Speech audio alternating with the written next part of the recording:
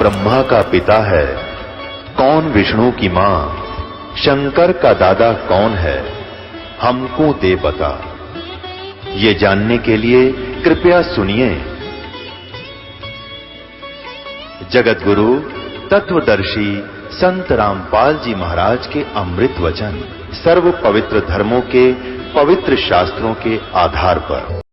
यही शिव यानी काल भगवान अपने महाशिव रूप में रहकर वे अपने सारे अंग में भस्म रमाए रहते हैं। उन काल रूपी ब्रह्म ने, अब देखो, युग काल रूपी ब्रह्म, ये ब्रह्म की ही व्याख्या सारी, इसी को महाशिव, सदाशिव, महाब्रह्मा, महाविष्णु नाम से कहा गया है। इन पुराणों का प्रारंभ यहाँ से होता है, फिर आगे चल के त्रिलोकीय ब्रह्मा विष्णु में इसकी उत्पत्ति इसी ब्रह्म से होती है। उन काल रूपी ब्रह्म ने एक ही समय शक्ति के साथ शिवलोक नामक क्षेत्र का निर्माण किया था। उस उत्तम क्षेत्र को काशी कहते हैं, जो ब्रह्मलोक में है। वह परम निर्वाण का या मोक्ष स्थान है, जो सबके ऊपर विराजमान है। वे प्रिया प्रियतम रूप शक्ति और शिव, जो परमानंद स्वरूप है, उस मनोरम क्षेत्र में नित्य निवास करते हैं। ये ब्रह्म, काल और या पार्वती यानी महापार्वती प्रकृति काशीपुरी परमानंद रूपणी है। मुने शिव और शिवा ने प्रलय काल में भी कभी उस क्षेत्र को अपने सानिध्य से मुक्त नहीं किया है, इसलिए विद्वान पुरुष उसे अभिमुक्त क्षेत्र के नाम से जानते हैं। इसलिए पिनाकधारी शिव ने पहले उसका नाम आनंद रखा था, उसके बाद वह अभिमुक्त नाम से प्रसिद्ध हुआ। देवर से एक समय उस आनंद वन में रमण करते हुए यानी पति पत्नी का व्यवहार करते हुए शिवा और शिव के शिवा यानी प्रकृति देवी और शिव ये काल भगवान के मन में यह इच्छा हुई कि किसी दूसरे पुरुष की सृष्टि करनी चाहिए, जिस पर यह सृष्टि संचालन का महान भार रखकर हम दोनों केवल काशी में रहकर इच्छा अनुसार विचरे और निर्वाण धारण करें। वही पुरुष हमारे अनुग्रह से सदा सबकी सृष्टि करे, पालन करे और वही अंत में सबका संहार करे। अब आगे देखिए, ऐसा निश्चय करके शक्ति सहित सर्वप्रिय परमेश्वर शिव ने अपने वाम भाग के 10वें अंग पर अमृत मल दिया। ये इन्होंने अपने हिसाब से गलत कर दिया, जबकि संस्कृत सहित अभी आपको दिखाया था, इसलिए डबल दिखानी पड़ रही है मुझे। अब यहाँ 10वें अंश का अंग का अर्थ है योनि में, अर्थात पत्नी पति के रूप में बीज स्थापना किया और फिर उससे पुरुष प्रकट हुआ। उसका नाम क्या रखा, ये आप देखिए, उसका नाम विष्णु रखा। उसने अपना नाम पूछा तो महेश्वर भगवान शंकर हंसते हुए कहे कि तुम्हारा नाम, ये देखो। शिव ने कहा कि वत्स बेटा, आप व्यापक होने के कारण तुम्हारा विष्णु नाम विख्यात होगा। ये काल कहता है विष्णु को, बेटा वत्स माने बेटा, तेरा नाम विष्णु होगा। अब 7वां अध्याय देखो, ये 6ठा अध्याय समाप्त हुआ। अब ये 7वां अध्याय देखिएगा। ब्रह्मा जी कहते हैं कि देवर से, उसके बाद मुझे भी काल ने ही, ब्रह्म ने ही उत्पन्न किया, ये स्पष्ट है। सदाशिव ने पूर्ववत अर्थात जैसे विष्णु को उत्पन्न किया वैसे यत्न करके मुझे परमेश्वर ने सांब यानी पार्वती, प्रकृति देवी और सदाशिव दोनों ने पहले की तरह जैसे विष्णु उत्पन्न किया पति पत्नी के रूप से, मुझे अपने दाहिने अंग से उत्पन्न किया। मुने उन महेश्वर ने मुझे तुरंत ही अपनी माया से मोहित करके नारायण देव के नाभि कमल में डाल दिया। ब्रह्मा ने बेरा ही नहीं, अब बेहोश बता इसने के विराकोण से नारायण की नाभि में था। ये विष्णु महाविष्णु रूप में स्वयं काल ही है और यही इनका पिता है। तो ब्रह्मा की उत्पत्ति शिव से और विष्णु की उत्पत्ति शिव से, ये शिव पुराण सिद्ध करती है। इसी गीता प्रेस गोरखपुर से प्रकाशित शिव महापुराण में आप देखिएगा, तीनों ब्रह्मा विष्णु महेश को गुण युक्त बताया है। ये 10वां अध्याय, ये देखिएगा। ये 9वां अध्याय समाप्त हुआ और ये 10वां अध्याय प्रारंभ हुआ। परमेश्वर शिव बोले, उत्तम व्रत का पालन करने वाले हरे विष्णु को आदेश दे रहे हैं, अब तुम मेरी दूसरी आज्ञा सुनो। ये काल है महाशिव, अब तुम मेरी दूसरी आज्ञा सुनो, उसका पालन करने से तुम सदा समस्त लोकों में माननीय और पूजनीय बने रहोगे। ब्रह्मा जी के द्वारा रचे गए लोक में जब कोई दुख या संकट उत्पन्न होगा तब उन संपूर्ण दुखों का नाश करने के लिए सदा तत्पर रहना। तुम्हारे संपूर्ण दुस्सह कार्यों में मैं तुम्हारी सहायता करूंगा। अर्थात विष्णु संपूर्ण शक्तिशाली नहीं है, ये काल कहता है कि मैं तुम्हारी मदद करूंगा। तुम्हारे जो दुर्जय अत्यंत उत्कृष्ट शत्रु होंगे उन सबको मैं मार गिराऊंगा। अर्थात विष्णु भी संपूर्ण शक्ति युक्त नहीं है। शिव जी उनको आदेश दे रहा है, तुम नाना प्रकार के अवतार धारण करके लोक में अपनी उत्तम कीर्ति का विस्तार करो, सबके उद्धार के लिए तत्पर हो। तुम रुद्र के ध्येय हो और रुद्र तुम्हारे ध्येय है। अर्थात तुम तीनों मिलकर काम करो। तुम में और रुद्र में कुछ भी अंतर नहीं है। अर्थात दो तो है ही है, एक रुद्र है एक विष्णु है। अब देखो रुद्र आ गया ना, शिव, ये शिव है और ये विष्णु है, जिसको दोनों का आदेश दिया है। जो मनुष्य रुद्र का रूप भक्त होकर तुम्हारी निंदा करेगा उसका सारा सद्गुण और उसका सारा पुण्य तत्काल भस्म हो जाएगा। पुरुषोत्तम विष्णु तुमसे द्वेष करने वाला मेरी इच्छा से ही, मतलब अब मैं आपको बताता हूं, मेरी आज्ञा से उसको नरक में गिरना पड़ेगा। अब 9वें अध्याय में फिर देखिएगा, ये 9वें अध्याय का यहां देखना। और संहार करने वाले रज आदि त्रिविध गुणों द्वारा ब्रह्मा विष्णु और रुद्र ने नाम से प्रसिद्ध हो 3 रूपों में पृथक पृथक प्रकट होता हूं। ये काल भी तीनों गुणों रज महाब्रह्मा महाविष्णु महाशिव रूप में रहता है। साक्षात शिव गुणों से भिन्न है, वे प्रकृति और पुरुष से भी परे हैं। अद्वितीय नित्य अनंत पूर्ण निरंजन परब्रह्म परमात्मा है। ये काल तीनों लोकों का पालन करने वाले श्री हरि भीतर तमोगुण और बाहर सतोगुण धारण करते हैं। त्रिलोकी का संहार करने वाले रुद्र भीतर सतोगुण और बाहर से तमोगुण धारण करते हैं, तथा त्रिभुवन की सृष्टि करने वाले ब्रह्मा जी बाहर और भीतर से रजोगुण ही है।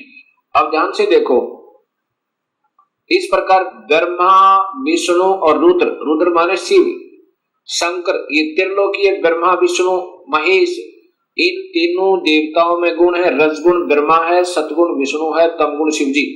लिखा है ना कि शिव अंदर से तो सतगुण दिखा है भगवान जैसा, लेकिन वास्तव में उसका परम गुण तमोगुण है शिव का। अब इस प्रकार इन तीनों में गुण बताए हैं, रजगुण ब्रह्मा, सतगुण विष्णु, तमगुण शिव जी। इन तीनों देवताओं में गुण है। अब देखो चौथा कौन रह गया फिर वो? अब चौथा जो शिव की महिमा गाई जा रही है वो कौन है? वो काल है। और ये तीनों यह नारे लिख दिए। अब इस प्रकार ये सब ज्ञान आपके समझ में आएगा। अब आपको दिखाता हूं, देवी भागवत महापुराण संस्कृत सहित है मेरे पास, और साथ में फिर दिखाऊंगा ये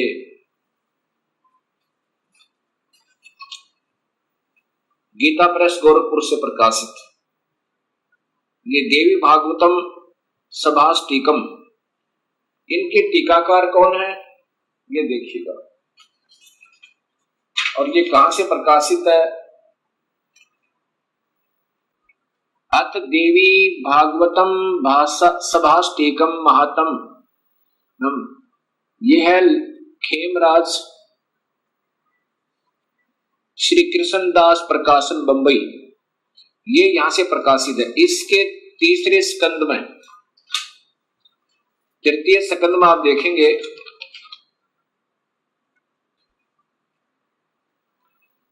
अथ श्री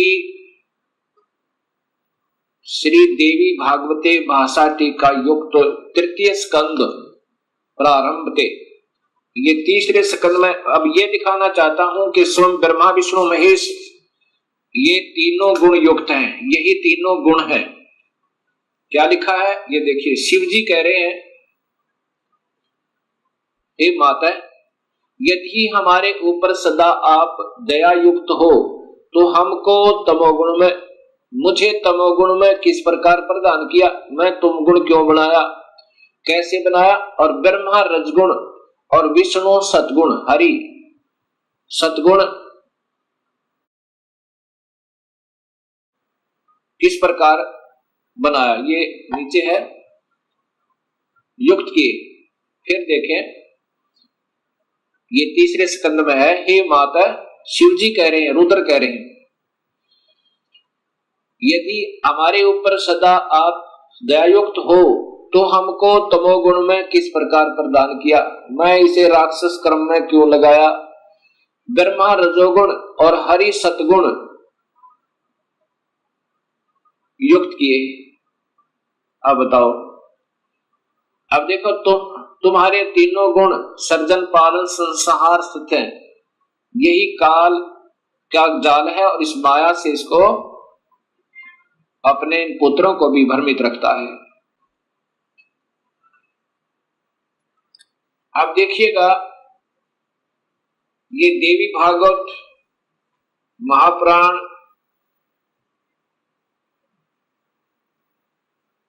गीता प्रेस गोरखपुर से प्रकाशित, क्योंकि ज्यादातर भक्तात्मा इसी को पसंद करते हैं।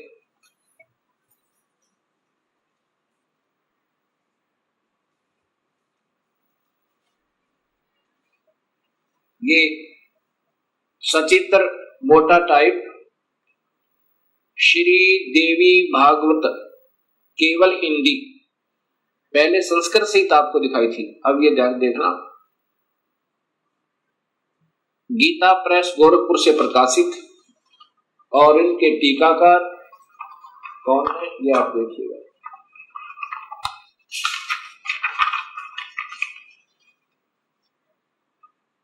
मोटा टाइप, और यहाँ हनुमान संपादक हनुमान प्रसाद पोदार चिमन लाल गोस्वामी, इसके तीसरे स्कंद में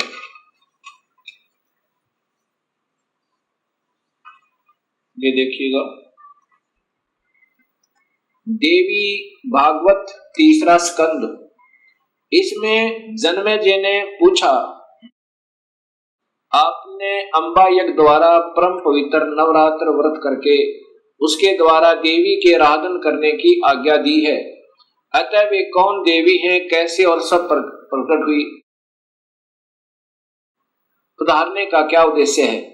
अब ये जन्मेजय पूछ रहे हैं व्यास जी से, और व्यास जी बता रहे हैं कि यही प्रश्न मेरे मन में आया था, मैंने नारद जी से पूछा था, तो नारद जी ने फिर बताया। अब ये पूछ रहा है अभी कि कितने ही आचार्य भवानी को संपूर्ण मनोरथ पूर्ण करने वाली बतलाते हैं, वे आदि माया महाशक्ति एवं परम पुरुष के साथ रहकर, परम पुरुष ये काल को कहते हैं, इन महापुरुषों के लेखकों की बुद्धि यही तक काम करती रही, साथ रहकर कार्य संपादन करने वाली प्रकृति है या आठ भुजा वाली, ब्रह्म के साथ उनका अभेद संबंध है। ब्रह्म माने काल, क्षर पुरुष, जो गीता के 15वें अध्याय में काम आओगा, याद रखना, ब्रह्म के साथ उनका अभेद संबंध है, वे सृष्टि स्थिति और संहार कार्य में संलग्न रहती हैं। अब देखो जिसको भी लेते हैं इन्हीं का नाम लेते हैं, क्योंकि इन मुख्य कारण तो यही है, इससे ज्यादा काल है, काल के बाद इसका नंबर, इसने फिर 3 विभाग कर दिए, काल ने और प्रकृति ने अपने 3 पुत्र उत्पन्न करके, वो ये प्रकृति याद रखना, ये गीता जी में आपके काम आएगा। ये शब्द कि प्रकृति कौन है, वही शेरा वाली अष्टंगी, और 3 गुण भी ब्रह्मा विष्णु महेश, ये गीता जी में भी आपको काम आएंगे। नारद जी से व्यास जी ने पूछा, व्यास जी ने अपने पिता ब्रह्मा जी से पूछा, तो ब्रह्मा जी ने बताया नारद को कि कैसे सृष्टि उत्पन्न हुई। ब्रह्मा जी ने कहा, बेटा मैं इस प्रश्न का क्या उत्तर दूं, यह प्रश्न बड़ा ही जटिल है महाभाग, तुम भगवान विष्णु से इसका समूचित समाधान पा सकते हो। महामते, इस संसार में कोई भी रागी पुरुष ऐसा नहीं है जिससे यह रहस्य विदित हो। ओए होए, किसी को नहीं बेरा इसका, लेकिन अंदाजा सा बताऊंगा, ऐसा ब्रह्मा कह रहा है। जो त्यागी, अहंकार रहित एवं ईश्वरीय शून्य है, ईर्ष्या शून्य वही इस रहस्य को जान सकता है। पूर्व काल में सर्वत्र जल ही जल था। जहां से ब्रह्मा को सोधी आई उसे आगे की ही बता रहा और वही इन पुराणों में वर्णित है। पूर्व काल में सर्वत्र जल ही जल था, स्थावर जंगम जितने प्राणी उनमें कोई भी नहीं थे। तब कमल से मेरी उत्पत्ति हुई। उस समय मुझे सूर्य, चंद्रमा, वृक्ष तथा पर्वत कोई भी दृष्टि गोचर नहीं हो रहे थे।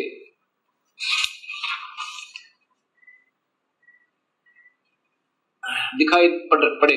मैं कमल की कणिका पर बैठकर विचार करने लगा, इस अगाध जल में मैं कैसे उत्पन्न हो गया, कौन मेरा रक्षक है तथा इस प्रलय काल में सृष्टि अनुसार करने वाले कौन विशिष्ट पुरुष हैं।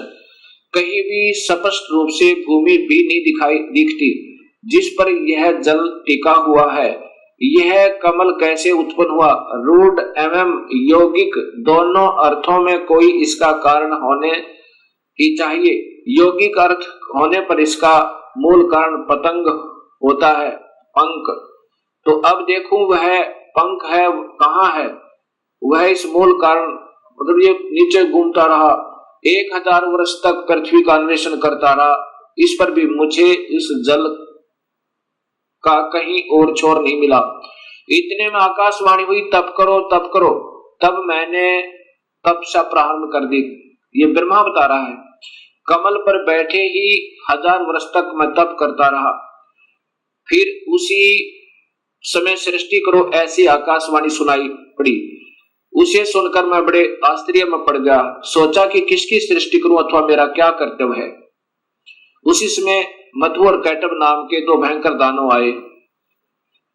अब यहां देखना भक्तात्माओं, आए वे उस महावरण में मुझसे युद्ध करने की इच्छा प्रकट करने लगे। मैं उनसे भयभीत हो उठा।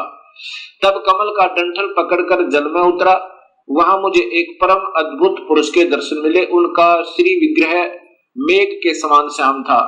वे पीतंबर पहने थे, 4 भुजाएं थी, शेष नाग की सैया पर सोए पड़े थे। सोए का मतलब बेहोश थे, अचेत थे विष्णु जी। उन जगत प्रभु के गले को वनमाला सुशोभित कर रही थी। शंख, चक्र, गदा, पद्म, इन 4 अवधों से अनुपम शोभा पा रहे थे। ऐसे से ही भगवान विष्णु का मुझे दर्शन हुआ। वे योग निद्रा से वशीभूत होकर गाढ़ी नींद में सोए हुए थे। ये बेहोश कर रखे थे काल में विष्णु जी को। उनकी अच्छा यहां देखना, मैंने उनका सत्वन किया देवी का। तब वे कल्याणमयी भगवती विष्णु के विग्रह से निकलकर, विष्णु के शरीर से निकलकर आकाश में विराजमान होगी। ये सभी प्रमाण शास्त्रों में पूर्व प्रमाणित हैं और विद्यमान है।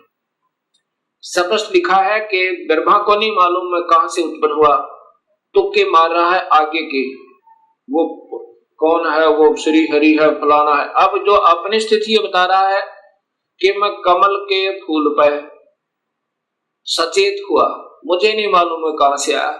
फिर मधु और कैटब नाम के 2 राक्षस आए। पहले 1000 वर्ष तक तो खोज की उस कमल के डंठल की, ये कहां टिका हुआ, कहीं नहीं पाया। अब अगर इस विष्णु के नाभि से कमल होता, विष्णु की नाभि से कमल नहीं था, वो विष्णु काल है, उसने अपनी नाभि से कमल बनाया हुआ था। और फिर इतने में मधु कैटब आए, उनके डर के मारा ये नीचे उतरा। आगे विष्णु अचेत पड़ा था शेष सैया पे, शेष नाग के ऊपर बेहोश पड़े थे। उसमें से एक शक्ति निकली और उसके बाद ये होश में आया और फिर मधु कैटब के साथ इनका युद्ध हुआ। 5000 वर्ष तक तो ये लड़ते रहे और मधु कैटब को नहीं मार पाए। जब योग निद्रा भगवान विष्णु के शरीर से अलग होकर, योग निद्रा के ये तो बेहोशी शक्ति एक इनके अंदर डाल रखी थी, आकाश में विराजने लगी, तब तुरंत ही श्री हरि उठ बैठे। ये विष्णु जी उठ बैठे। उन्होंने मधु और कैटब के साथ 5000 वर्ष तक बड़ी घमासान लड़ाई हुई। तब वे दैत्य मरे। कैसे मरे? पहले देवी के कटाक्ष से मधु और कैटब मोहित हो गए थे। उसके बाद भगवान विष्णु ने गोद में लिटाकर उन्हें प्राणों से रहित कर दिया। अब वहां पर मैं और भगवान विष्णु दो थे, वही रुद्र भी प्रकट हो गए। ये देख लो, वही ये रुद्र अर्थात ये त्रिलोकीय शिव भी आ गया। हम तीनों को भगवती अध्याशक्ति ने के दर्शन हुए, उन्हें देखकर मन मुग्ध हो गया, उनकी उत्तम स्तुति की। तब वे आदि शक्ति हम लोगों से कहने लगी। देवी ने कहा, ब्रह्मा विष्णु और महेश्वर, ये रुद्र को महेश्वर भी कहा, ये ध्यान से देखना, तुम भली भांति सावधान होकर अपने अपने कार्य में संलग्न हो जाओ। सृष्टि सतिथि और संहार ये तुम्हारे कार्य हैं। इन महान पराक्रमी दैत्यों का निधन हो जाने पर अब तुम्हें अपना स्थान बनाकर शांतिपूर्वक निवास करना चाहिए। अब क्या बोलते हैं ब्रह्मा जी, कहते हैं कि भगवती अध्याशक्ति की यह वाणी बड़ी मधुर सुंदर और सुखप्रद थी। हमने वह स्पष्ट सुनी। हम लोगों ने उनसे कहा, माता, अब माता कह रहे हैं, हम किस प्रकार इन प्रजाओं के सर्जन आदि कार्य करने में सफल हों। विस्तृत भूमि का अभाव है, सभी स्थान जल मगन है, पंचभूत कुछ भी नहीं है। अब क्या कहती है फिर ये माई ने आगे कहा, माता हम किस प्रकार इन प्रजाओं के सर्जन कार्य करने में सफल हों। विस्तृत भूमि का अभाव है, सभी स्थान जल मगन है, पंचभूत एवं गुण ये सब समाप्त हैं। पंचभूत एवं गुण तन्मात्र इंद्रियां चाहिए, परंतु उनका भी अभाव है। हमारी बात सुनकर उन कल्याण स्वरूपिणी भगवती का मुखमंडल मुस्कान से भर गया। इतने में एक सुंदर विमान आकाश से उतरा। तब उन देवी ने हमें आज्ञा दी, देवताओं निर्भीक होकर स्वेच्छा पूर्वक इस विमान में प्रवेश कर जाओ। ब्रह्मा विष्णु और रुद्र, आज मैं तुम्हें एक अद्भुत दृश्य दिखलाती हूँ। हमने भगवती की बात सुनकर उसे शिरोधार्य कर लिया। वह रत्न जड़ित विमान पर चढ़कर हम लोग आराम से बैठ गए। वह विमान मोतियों की मालाओं से सुशोभित था और उसे से अनेक कणियों की ध्वनि हो रही थी। अमरावती तुलना करने वाले उस भव्य विमान पर हम तीनों निर्भीक होकर बैठ गए। माता आदेश दे रही है बच्चों की तरह, बेटा इसमें बैठो तीनों। और अब आगे देखो, हम तीनों देवताओं को उस पर बैठे देखकर देवी ने अपने सामर्थ्य से विमान को, अपनी शक्ति थे, इन देवताओं के बस की बात नहीं थी विमान को आगे चलाना, देवी ने अपने सामर्थ्य से विमान को आकाश में उड़ा दिया। ब्रह्मा जी कहते हैं कि मन के समान तीव्र गति से चलने वाला वह विमान जिस अपरिचित स्थान पर गया, वहां संपूर्ण फलों से लदे हुए अनेक सुंदर वृक्ष थे। किलकों की कला की काकली उन वृक्षों की शोभा बढ़ा रही थी। और नीचे देखो, वहां पर ये क्या था, ये कौन था, ये स्वर्ग था।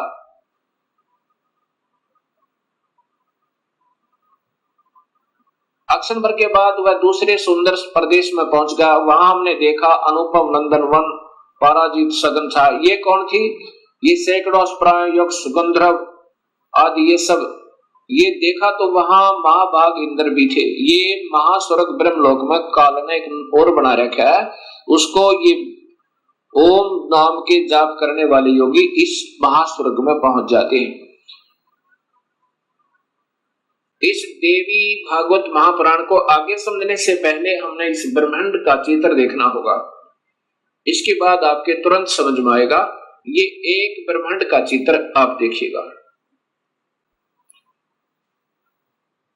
ये स्थान है ब्रह्मलोक। ये जो स्थान है ये ब्रह्मलोक कहलाता है। ये एक ब्रह्मांड है। पहले ये देखिएगा, इसमें यही काल तीन रूपों में रहता है। ये महाविष्णु रूप में, और ये महाशिव रूप में, और यहाँ महाब्रह्मा रूप में, और यहाँ पर ये शेरा वाली प्रकृति देवी भी रहती है। ये इसका भी एक कोने में अलग स्थान है इसी ब्रह्मलोक में। और यहीं पर एक स्वर्ग लोक बना रखा है, इंद्र का लोक, अलग इंद्र जो है इस स्थान पर सबसे पहले एक कोने में। ये बहुत लंबा चौड़ा है।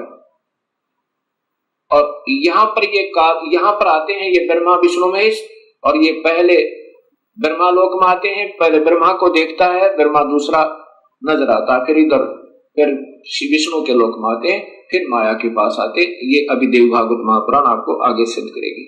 असीम कृपा प्रभु की हुई है भक्तात्माओं अपने ऊपर कि ये शास्त्रों में छुपी हुई सच्चाई समाज के सामने आ रही है और इसी की तलाश करके योग जन वेदों का अध्ययन कर मर गए, क्योंकि उनको सूक्ष्म वेद का ज्ञान नहीं था और सूक्ष्म वेद के ज्ञान बिना ये बात समझ में नहीं आ सकती। ये स्वयं कबीर परमेश्वर ने ही स्वयं आकर अपनी वाणी, साधारण वाणी के द्वारा सरल भाषा में इस वेदों का भी और गीता जी का एक सत्य ज्ञान दिया था, लेकिन वो साधारण भाषा होने के कारण हम उसको यकीन नहीं कर पाए उन पर। अब इंद्र महास्वर्ग से आगे यानी इंद्र के लोक से आगे ब्रह्म लोक की तरफ प्रस्थान किया। इतने में हमारा विमान तेजी से चल पड़ा और दिव्य धाम ब्रह्मलोक में जा पहुंचा। संपूर्ण देवता उस नगर के सामने मस्तक झुकाया करते थे।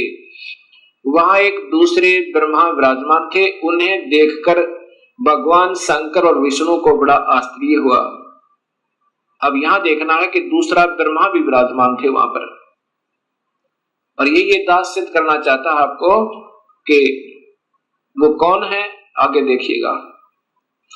इतने में मन के समान तीव्र गति से वह विमान तुरंत वहां से चल पड़ा और कैलाश के स्वर्ग में शिखर पर पहुंचा। वहां क्या देखा कि हमने विमान के पहुंचते एक भव्य भवन से त्रिनेत्र धारी भगवान शंकर निकले।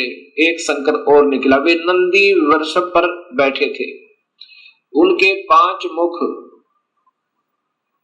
थे और 10 भुजाएं थी। मस्तक पर चंद्रमा आदि थे। उसके बाद आगे देखो, अक्षण भर के बाद वही विमान उस शिखर से विपौन के समान तेज चाल से उड़ा और बैकुंठ लोक में पहुंचा। उसी ब्रह्म लोक में एक विष्णु लोक बना रखा काल ने। ये देखो नीचे कि वहां पर कमल लोचन श्री हरि विराजमान थे। कमल लोचन श्री हरि विराजमान थे, अर्थात एक विष्णु और वहां पर था।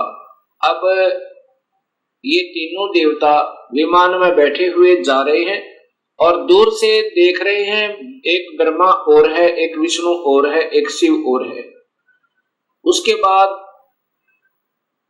कहते हैं कि ब्रह्मा जी बता रहे हैं कि हमारा विमान बहुत तेज गति से चला और कहां पहुंचा, जहां पर एक बहुत सुंदर औरत बैठी थी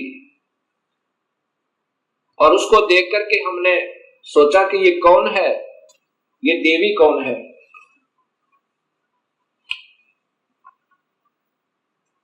अब ब्रह्मा जी आगे बता रहे हैं कि इतने में पवन से बातें करता हुआ वह विमान तुरंत उड़ गया। आगे अमृत के समान मीठे जल वाला समुद्र मिला। उसमें फिर आगे चलिए, उसमें एक मनोहर द्वीप था और वहां पर यह देखिएगा एक मंगलमय मनोहर पलंग बिछा था। उस पलंग में सुंदर रत्न जड़े थे और वहां कौन थे, ये देखिए नीचे। उस पे एक औरत बैठी थी। वह ऐसी प्रभावपूर्ण देवी थी मानो करोड़ों बिजलियां एक साथ चमक रही हो। अत्यंत सुंदर मुख, लाल लाल दांत और करोड़ों लक्ष्मियों से भी अधिक वह सुंदर थी। अब वैसी सुंदरी स्त्री को मैंने कभी नहीं देखा था। पास में अनेकों साधक बैठकर हरियम इस मंत्र का जाप कर रहे थे। अब ये मंत्र हैं जो हम देते हैं, ये वास्तव में 5 मंत्र हैं अलग से, यहां देखना। उसके हजारों नेत्र, हजारों हाथ, हजारों मुख आदि आदि। हम आपस में कहने लगे यह सुंदरी कौन है। हम आपस में वही ठहरे रहे और आपस में कहने लगे कि ये सुंदरी कौन है, इसका क्या नाम है। हम इसके विषय में बिल्कुल अनभिज्ञ हैं। अपनी माँ के बारे में भी तीनों देवताओं को नहीं मालूम। दूर से देखने पर वे कितनी सुंदर प्रतीत हो रही है, यहां देखना आगे। फिर तब भगवान विष्णु ने, ये देखो, नारद यो संदेहग्रस्त होकर हम लोग वहां रुके रहे, विमान से उतर गए। तब भगवान विष्णु ने उस चारों सिहिनी भगवती को देखकर विवेक पूर्वक निश्चय कर लिया कि ये भगवती जगदम्बिका है, वो प्रकृति है, ये हमारी माँ है। तब उन्होंने कहा कि यही भगवती हम सबकी आदि कारण अर्थात माता है। महाविद्या, महाविद्या और महामाया इन्हीं के नाम है। ये पूर्ण प्रकृति है। ये देख लो, ये प्रकृति इनकी ब्रह्मा विष्णु महेश की माँ है। और यहाँ स्वयं बताते हैं, ये भगवान विष्णु कह रहे हैं कि मैंने जब देखा था, मैं छोटा सा था, प्रलय वर्ण में मुझे दर्शन हुए थे इस देवी के, उस समय मैं छोटा सा था। ये वही संपूर्ण संसार की कारण है, ये वही देवेदना है जिनके पर्यावरण में अर्थात जब पानी ही पानी था मुझे दर्शन हुए थे, उस समय मैं बालक रूप में था। विष्णु जी कह रहे हैं मैं बालक रूप में था। ये वही देवी भागवत महापुराण गीता प्रेस गोरखपुर से प्रकाशित है।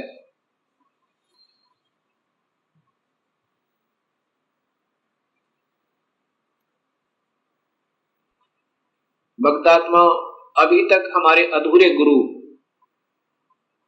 जब हम उनसे प्रश्न किया करते थे कि ब्रह्मा विष्णु महेश के माता पिता कौन है, वो कहा करते ये तो अजर है, अमर है, इनके कोई माता पिता नहीं है, ये तो अजन्मा है।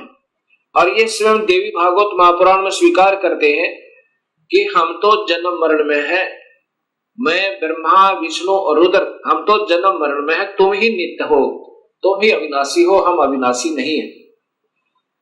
अब देखिएगा आपके सामने से प्रकाशित तीसरा स्कंद ही चल रहा है, यहां ये चल रहा है तीसरा स्कंद। अब ये पढ़ते पढ़ते हमारे यहाँ पर तुम शुद्ध स्वरूपा हो, ये संसार तुम्हारे से ही उत्सित हो रहा है।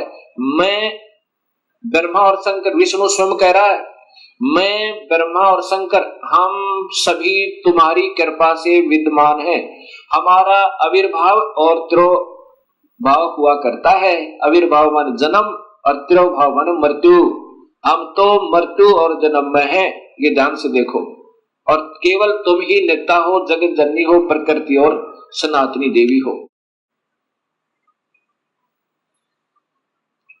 ये फिर देखना भक्तात्माओं, विष्णु जी कह रहे हैं मैं विष्णु ब्रह्मा और शंकर हम सभी तुम्हारी कृपा से विद्यमान हैं। हमारा आविर्भाव और तिरोभाव हुआ करता है।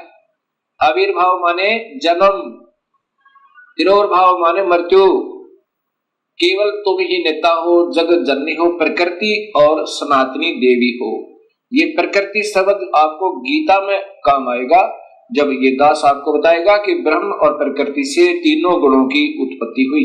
ब्रह्मा विष्णु महेश की, रजगुण ब्रह्मा, सदगुण विष्णु, तमगुण शिव जी की। ये वही देवी भागवत महापुराण है, गीता प्रेस गोरखपुर से प्रकाशित। यहां देखो, श्री भगवान शंकर बोले देवी यदि महाभाग विष्णु तुम्ही से प्रकट हुए हैं तो उनके बाद उत्पन्न होने वाले ब्रह्मा भी तुम्हारे ही बालक हुए। और फिर मैं तमोगुणी लीला करने वाला शंकर भी तुम्हारी संतान हुआ। अब दोनों बात सिद्ध होगी भगवत आत्माओं। विष्णु भी प्रकृति से उत्पन्न हुआ, ब्रह्मा भी, और शिव ये तमोगुण शिव। अब वहां देखना, रजगुण ब्रह्मा, सदगुण विष्णु, तमगुण शिव जी बताएगा दास आपको। मैं तमोगुण लीला करने वाला शंकर भी तुम्हारी संतान हुआ, अर्थात मुझे भी उत्पन्न करने वाली तुम ही हो। अब ये ध्यान से पढ़ो भक्तात्मा, ये वही देवी भागवत महापुराण गीता प्रेस गोरखपुर से प्रकाशित।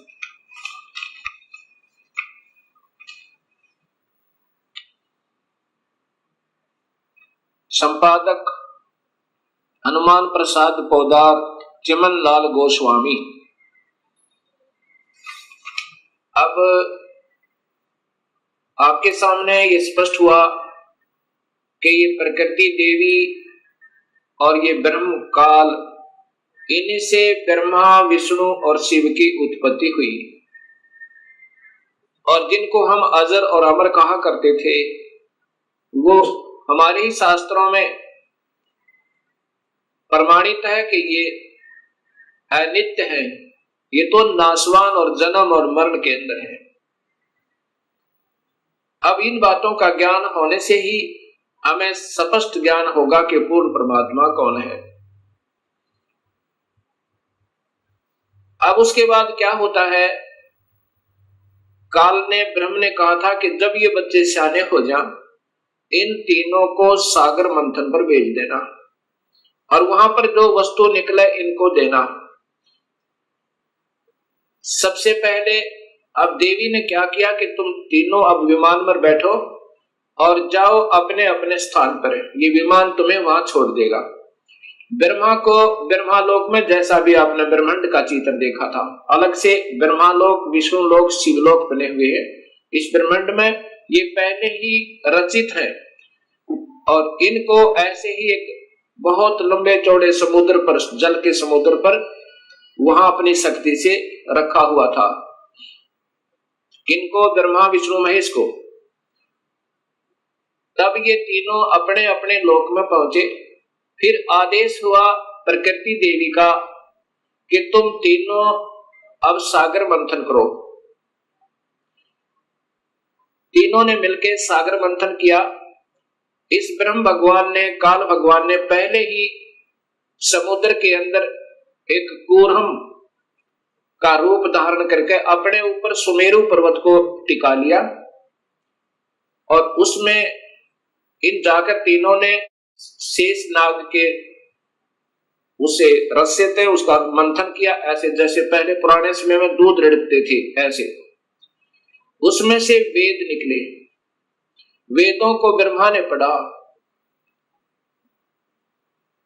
और वेदों में पाया कि पूर्ण परमात्मा कोई और है जिसने सृष्टि रची हुई है, वही जग का करता है, उसकी उपासना करनी चाहिए, वो आकार में है।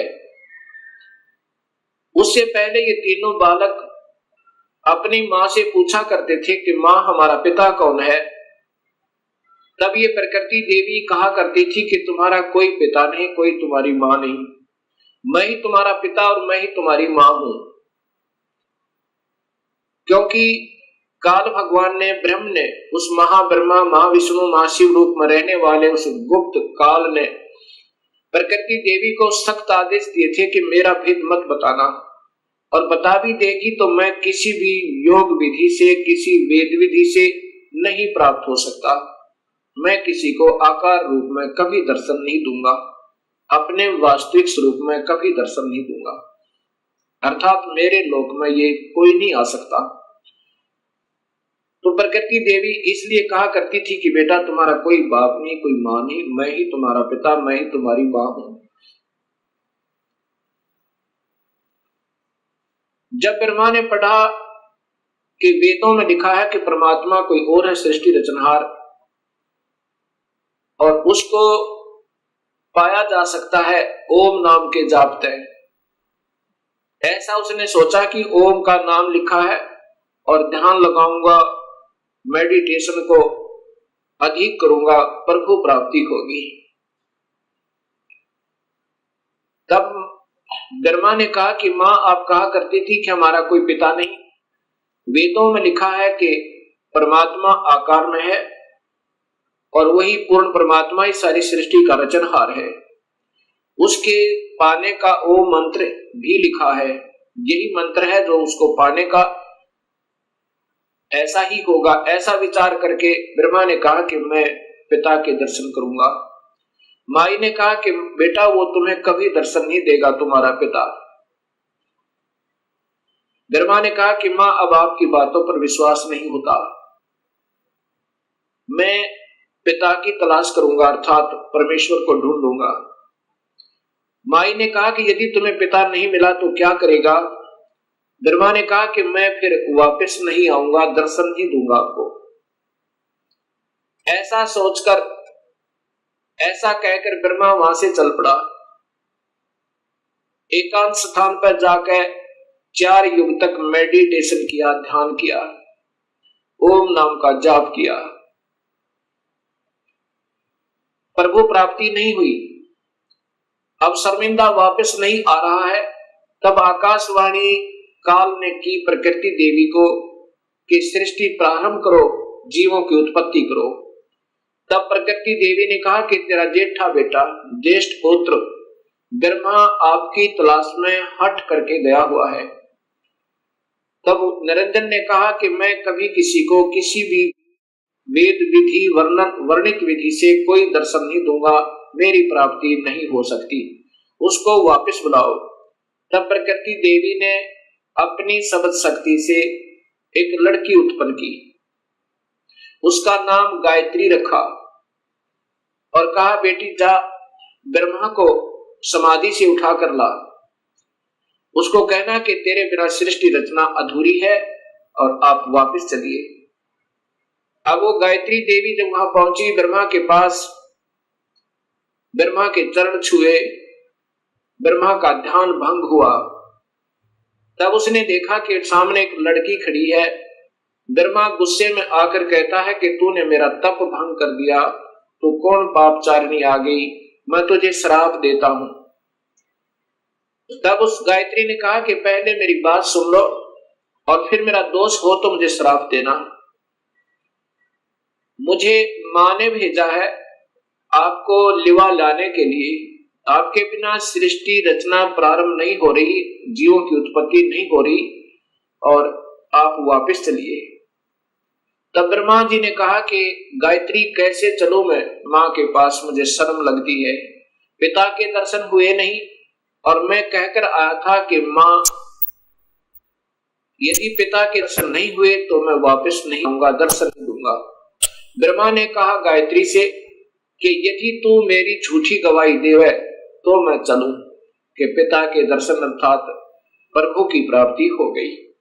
गायत्री ने कहा कि एक और गवाह तैयार करते हैं। गायत्री ने अपनी सब शक्ति से एक और लड़की उत्पन्न की, उसका नाम पहुपवती रखा।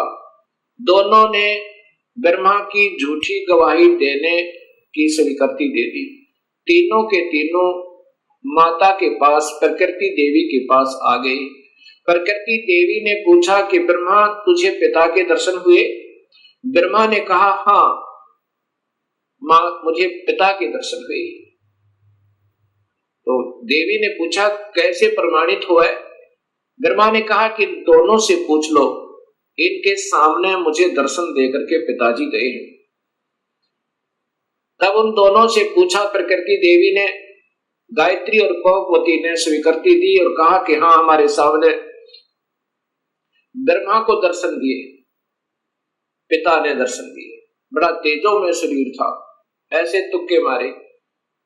तब प्रकृति देवी के मन में ये आया कि ये काल दोगला है, ये ब्रह्म तो दोगली बात कर रहा है, मेरे को कहता है मैं कभी किसी को दर्शन नहीं दूंगा, मैं कभी व्यक्त रूप में प्रकट नहीं होऊंगा और गुप्त रूप में सर्व कार्य करता रहूंगा, और इनको दर्शन दे दिए। ऐसा सोचकर अक्षुब्ध होकर नाराज होकर दूर जा बैठी और कहती है कि मैं नहीं तेरे इस कार्य को कर सकती, संभाल अपने डमडमे ने, मुझे कुछ कहता है और इनको दर्शन दे दिए। तब आकाशवाणी काल भगवान ने क्षर पुरुष ने की कि प्रकृति देवी ये झूठ बोल रहे हैं, मैंने कोई दर्शन नहीं दिया। तब वो करड़ी होकर गुस्से में होकर और आई और कहा कि नादानो तुम झूठ बोल रहे हो, आकाशवाणी हुई है परमात्मा की, वो कहता है कि मैंने कोई दर्शन नहीं दिए। तब वो हंसने लगे और ब्रह्मा ने कहा कि मां मुझे शर्म आ रही थी आपके पास आने में, क्योंकि पिता के दर्शन हुए नहीं थे और मैं उस समय ये कहकर गया था कि मैं आऊंगा नहीं यदि पिता के दर्शन नहीं हुए तो, इसलिए हमने ये झूठ बोलने की स्कीम बनाई। तब प्रकृति देवी ने इस शेरा वाली दुर्गा ने तीनों को श्राप दे दिया, ब्रह्मा तेरी पूजा जग में नहीं होगी और तेरे ही वेदों के पढ़ने वाले तेरे वंशज तेरे ही तरह सच्चाई नहीं कहा करेंगे, विद्वान जो हो जाएंगे उनको सही ज्ञान तो होगा नहीं लेकिन झूठ बोलने पर तुले रहा करेंगे और सत्य ज्ञान ना होते हुए भी वो ज्ञान प्रचार करते रहेंगे और दुनिया को गुमराह किया करेंगे। पर उसको गायत्री को श्राप दिया कि तू गाय बनेगी, तेरे कई पति होंगे जैसे सांड, और पहुपति को श्राप दिया कि तू गंदी स्थान पर उत्पन्न होने वाली जड़ी बूटी बनेगी। जब तीनों को श्राप प्रकृति दे चुकी, तब काल भगवान ने आकाशवाणी की, उस प्रकृति देवी को ही सुनाई दी वो, कि तूने ये अच्छा नहीं किया दुर्गा, इनको श्राप नहीं देना था, तू संविधान को अपने हाथ में नहीं ले सकती, ये सब मेरा कार्य है, अब मैं तुझे श्राप देता हूं, तू भी द्वापर युग में द्रौपदी बनकर जाएगी, तेरे 5 पति होंगे। ऐसा श्राप पाकर के प्रकृति कहने लगी, निरंजन तेरे वश होगी, मैं अपने पिता से, अपने मूल मालिक से बिछुड़ गई, अब तू कुछ भी नाच नचा दे, यदि मैं इन बच्चों को नहीं डांटूंगी, नहीं धमकाऊंगी, तो ये कैसे कार्य सुचारू करेंगे, और मैंने इनको थोड़ा सा सजा दी तो तूने मुझे सजा दे दी, ठीक है नचा ले, नाच जैसे तू नचाना चाहता है। उसके बाद प्रकृति देवी विष्णु के पास गई, विष्णु के लोक में, विष्णु से कहा कि बेटा तू भी अपने पिता की खोज कर ले, कहीं फिर बाद में समाधि लगाकर बैठो और सृष्टि रचना में भंग होवे। विष्णु जी अपने पिता ज्योत निरंजन काल भगवान की तलाश में चल पड़े। कहां पहुंचे? शेषनाग के लोक में पहुंचे, और शेषनाग ने जब देखा कि तेरी जुरिडिक्शन में यहाँ सबने अपनी अपनी सीमाएं बांट रखी हैं, कुत्ते ने अपनी बांट रखी है, राजाओं ने अपनी बांट रखी है, भैंसे ने अपनी बांट रखी है, कि जो भी उस सीमा में आ जाए उसके साथ लड़ मरे, कट जाए, और 2 दिन के मेहमान से भी।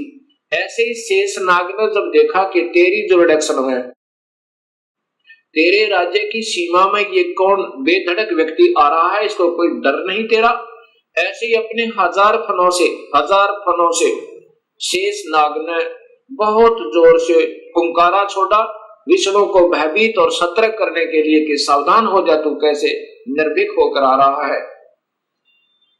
ऐसे उस जहर का फुंकारा जैसे स्प्रे पेंट होया करे, ऐसे विष्णु जी का शरीर काला बन गया, जैसे धुंध हो जाकर उसके अंदर विष्णु छुप गया। शेषनाग के विष के फवारे तक विष्णु जी का शरीर विग्रह काला हो गया, सांवला हो गया।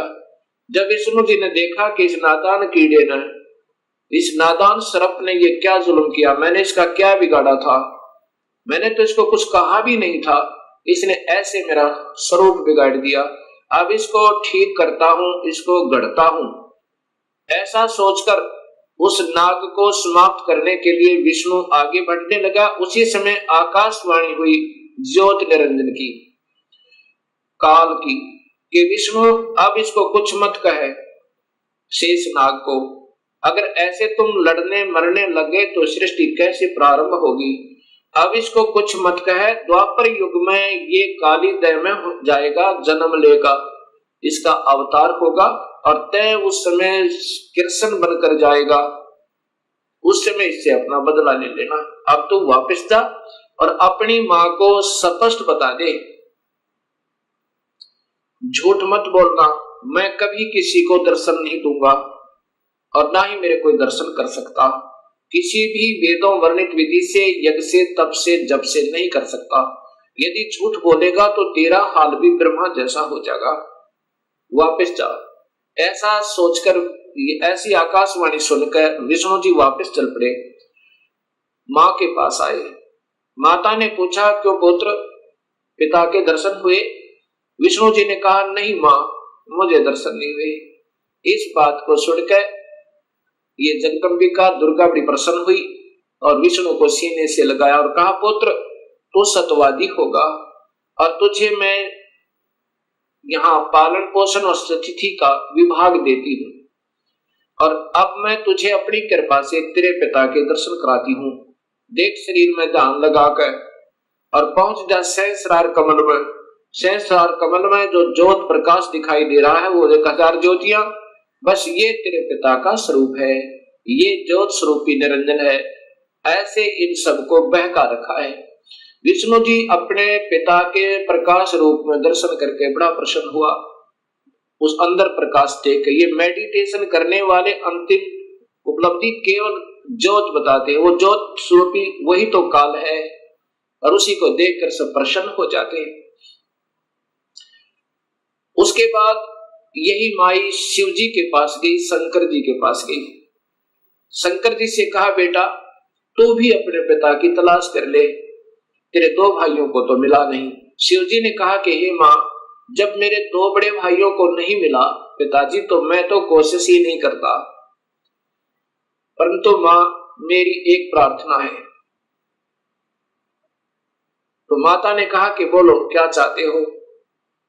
कि मुझे जन्म मरण रहित कर दे, मुझे अमर कर दे माँ, मैं तो यही मांगता हूं आपसे। तब माँ ने कहा, प्रकृति देवी दुर्गा ने कहा कि बेटा ये नहीं हो सकता, जो पैदा हुआ है इस 21 ब्रह्मांड में उसका जन्म होगा, जो जन्म हो गया उसकी मृत्यु होगी, जो पैदा हुआ उसकी मृत्यु होगी, और जो मर गया उसका पुनर्जन्म अवश्य होगा, चाहे किसी भी योनि में कर्म आधार पर वो जाए। अमर नहीं कर सकती। पुत्र में एक विधि बता सकती हूँ जिसके कारण तेरी आयु सबसे ज्यादा हो जाएगी। भगवान शिव ने कहा कि माँ ऐसी ही कृपा कर दो। तब देवी ने कहा कि पुत्र तू ज्यादातर मेडिटेशन करया करे, और मेडिटेशन करते करते अपने श्वासों को, प्राणों को 10वें द्वार पर स्थिर कर दिया कर, श्वास कम से कम आने दिया कर, और ठंडे क्षेत्र में रहा कर ताकि तेरा शरीर खराब ना होए। उसके बाद भगवान शिव ज्यादातर ध्यान समाधिस्थ रहते हैं और अपने श्वासों को रोक लेते हैं। श्वासों के आधार पर ही ये सब प्राणियों की आयु निर्धारित है। उसके बाद फिर इन तीनों से कहा कि तुम जाओ सागर मंथन करो। पहले माई ने कहा कि तुम मेरे से सृष्टि रचना करो, मुझे ही पत्नी बनाकर तुम तीनों यहाँ के सृष्टि रचना करो। तब इन तीनों ने कहा, हे माँ, माता नार पुत्र की होई, हे जननी ये कहाँ अगत होई। तब माँ ने कहा कि बेटा मैं तुम्हारी परीक्षा ले रही थी और ये देख रही थी तुम भी अपने पिता की तरह ही ऐसे हो या तुम्हारे अंदर कोई विवेक है। ठीक है, तुम जाओ फिर सागर मंथन करो। अब दूसरी बार फिर सागर मंथन किया। जब सागर मंथन किया उसमें 3 रूप माई नहीं अपने बनाए इस दुर्गा ने। ये सिद्धि होती है, एक सिद्धि वो चोलेदार है, चोले माने शरीर। 3 रूप बनाए और 3 लड़कियों के रूप में बाहर आई। वो तीनों के तीनों ब्रह्मा विष्णु महेश एक एक लड़की को लेकर के, तीनों लड़कियों को लेकर के माँ के पास आए। माता ने पूछा कि पहले कौन सी निकली थी? कि ये, उसका नाम सावित्री रखा, वो ब्रह्मा से ब्याह दी। दूसरी का नाम लक्ष्मी रखा, वो विष्णु से ब्याह दी। और तीसरी का नाम उमा रखा, वो शिव से शादी कर दी। और तीनों से कहा कि अपनी अपनी पत्नियों को लेकर अपने अपने लोक में जाओ और अब ये सृष्टि प्रारंभ करो। यहां से ये काल सृष्टि प्रारंभ हुई। अब इसी का प्रमाण आपको देवी भागवत महापुराण में देता हूं, तीनों की शादी का। अब देखिएगा, वही श्रीमद देवी भागवत महापुराण, केवल हिंदी, गीता प्रेस गोरखपुर से प्रकाशित, और इसी का वही तीसरा स्कंद चल रहा है। इसमें देखिएगा यहां पर, इस प्रकार मुझसे आज्ञा देकर प्रसन्न वदना भगवती जगदम्बा ने भगवान विष्णु से कहा, विष्णु मन को मुग्ध करने वाली इस महालक्ष्मी को लेकर अब तुम भी पधारो। महालक्ष्मी से ब्याह कर दिया। यह सदा तुम्हारे वक्षस्थल में विराजमान रहेगी, इसमें किंचित मात्र संदेह नहीं। और फिर बताया कि तुम सतोगुण हो, तुम एक महान पुरुष हो, तुम्हारे पास सतोगुण की प्रधानता रहनी चाहिए, तुम अर्थात तुम सतोगुण हो। अब फिर आगे देखिए, ब्रह्मा जी कहते हैं, देवी ने कहा, शंकर मन को मुग्ध करने वाली महाकाली गौरी नाम से विख्यात ये उमा है, तुम इसे पत्नी रूप से स्वीकार करो। तीनों का ब्याह कर दिया। कैलाश की रचना करने के वहीं रहो। एक यहाँ नकली कैलाश और बना रखा है इस शिवलोक में। तुम्हारी लीला में तमोगुण की प्रधानता रहेगी, सतोगुण रजगुण गौण रहेंगे, ये गुप्त रहेंगे, वास्तव में तुम तमोगुण है। अच्छा, फिर आगे देखना। यहाँ फिर कहा है, ब्रह्मा जी बोले, कहते हैं कि इस प्रकार कहकर भगवती जगदम्बिका ने हमें विदा कर दिया। उन्होंने शुद्ध आचार वाली शक्तियों में से भगवान विष्णु के लिए माँ लक्ष्मी को, शंकर के लिए महाकाली को, मेरे लिए महासरस्वती अर्थात सावित्री को पत्नी बनाने की आज्ञा दे दी। अब तीनों का ब्याह कर दिया। दूसरे स्थानों पर हम तीनों की पुरुष रूप से प्रतिष्ठा हुई। ये फिर हम भगवान बन गए तीन लोग के। अब ये ऐसे काल सृष्टि प्रारंभ हुई। अब इसी का प्रमाण आपको गीता जी में देता हूं। अब देखिएगा, श्रीमद् भगवत गीता, गीता प्रेस गोरखपुर से प्रकाशित, और इनके टीकाकार हैं श्री जय दयाल गोविंद का, श्री जय दयाल गोविंद का। और ये सबसे पहले अध्याय नंबर 14 का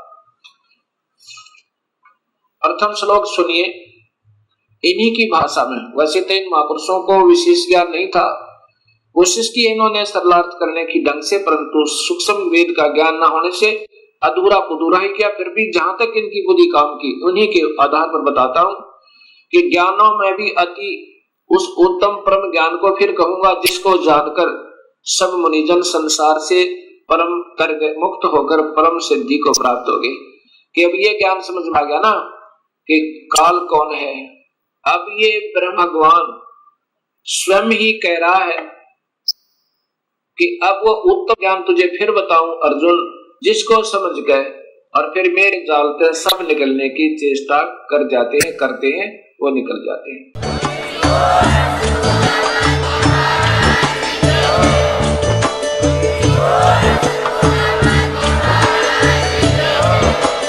आप सुन रहे थे जगत गुरु तत्वदर्शी संत रामपाल जी महाराज जी के मंगल प्रवचन। अधिक जानकारी के लिए विजिट कीजिए हमारी वेबसाइट www.jagatgururampalji.org। संत रामपाल जी महाराज जी के शुभ आशीर्वाद से पूरे विश्व भर में 500 से भी ज्यादा नाम दीक्षा केंद्र हैं, जिन पर संत रामपाल जी महाराज जी द्वारा ऑनलाइन निशुल्क नाम दीक्षा दी जा रही है। अपने नजदीकी नाम दीक्षा केंद्र का पता करने के लिए संपर्क करें 8222880541।